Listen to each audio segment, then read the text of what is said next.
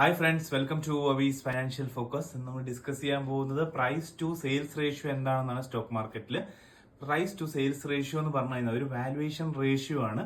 നമ്മൾ ഫണ്ടമെന്റൽസ് ചെയ്യാൻ വേണ്ടിയാണ് യൂസ് ചെയ്യുന്നത്. നമ്മളിപ്പോൾ എല്ലാം ഫണ്ടമെന്റൽസ് ആണ് കവർ ചെയ്തുകൊണ്ടിരിക്കുന്നത്. പ്രീവിയസ് വീഡിയോകളും കാണാം. അപ്പോൾ ഇതിലെന്ന് വെച്ച് കഴിഞ്ഞാൽ നമുക്ക് എത്ര വാല്യൂ കിട്ടുന്നുണ്ടെന്നാണ്. നമ്മൾ ഓരോ രൂപ ഇടുന്നതിൽ നമുക്ക് ഇവരുടെ റവന്യൂ അല്ലെങ്കിൽ സെയിൽസിൽ നിന്ന് നമുക്ക് എത്ര വാല്യൂ കിട്ടുന്നുണ്ടെന്നാണ് അതിന്റെ അർത്ഥം.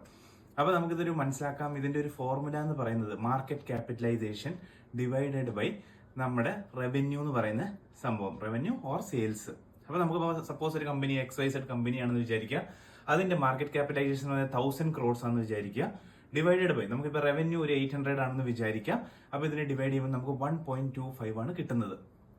ഇതിന് നിങ്ങൾക്ക് സ്ക്രീനറിൽ എങ്ങനെയാണ് ഞാൻ ചെയ്യണമെന്ന് കൂടി പറഞ്ഞു തരാം. സ്ക്രീനറിൽ നമ്മൾ നേരെ പോകാം. മാർക്കറ്റ് ക്യാപിറ്റലൈസേഷൻ എടുക്കുക, ഏതെങ്കിലും സ്റ്റോക്ക് സെർച്ച് ചെയ്യുക, മാർക്കറ്റ് ക്യാപിറ്റലൈസേഷൻ എടുക്കുക, അതിനെ എടുത്തിട്ട് നമ്മൾ ഡിവൈഡ് ചെയ്യാൻ റവന്യൂവിനെ. അത് പ്രോഫിറ്റ് ആൻഡ് ലോസ് അക്കൗണ്ടിൽ നമുക്ക് സെയിൽസിൽ കാണാം. ആ റോല് കാണാൻ പറ്റും നിങ്ങൾക്ക് സെയിൽസിന്റെ. അതിൽ 12 months ട്രെയിലിംഗ് TTM എന്ന് പറഞ്ഞ് കാണാം. അതിനെ നമ്മൾ ഡിവൈഡ് ചെയ്യുമ്പോൾ നമുക്ക് ഈ ഒരു പ്രൈസ് ടു സെയിൽസ് റേഷ്യോ കിട്ടുന്നതായിരിക്കും. അപ്പൊ ഇത് കൺസിഡർഡ് നല്ലതാണോ എന്ന് ചോദിച്ചു കഴിഞ്ഞാൽ ഇതിനെ നമ്മൾ ലെസ് ദൻ 1 ആണ് എപ്പോഴും ഏറ്റവും ബെറ്റർ എക്സ്റ്റെൻഡ് ആയിട്ടുള്ള റേഷ്യോ. എന്ന് വെച്ചാൽ 0.75 തൊട്ട് നമുക്ക് 1.5 വരെ സ്ട്രോങ് ബൈ ആണ് അതിന്റെ അർത്ഥം. എന്ന് വെച്ചാൽ നമുക്ക് ആ സ്റ്റോക്കുകളിൽ നമുക്ക് സ്ട്രോങ് ബൈ ചെയ്യാന്നാണ് അർത്ഥം.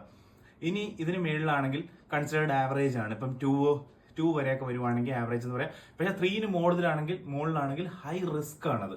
അതെന്ന് വെച്ച് കഴിഞ്ഞാൽ നമുക്ക് നമ്മൾ ഇടുന്നതിന് പൈസേന്റെ അത്ര വാല്യൂ കിട്ടുന്നില്ലെന്നാണ് അതിന്റെ അർത്ഥം. അവർക്ക് സെയിൽസ് വളരെ മോശമാണെന്നാണ് അതിന്റെ ഒരു അർത്ഥം. അപ്പൊ നിങ്ങൾക്ക് മനസ്സിലായെന്ന് വിചാരിക്കുന്നു. അപ്പൊ നെക്സ്റ്റ് വീഡിയോയിൽ കാണാം. മാർക്കറ്റ് ക്യാപിറ്റലൈസേഷൻ ഞാൻ താഴെ പിൻ ചെയ്തേക്കാം. ബൈ.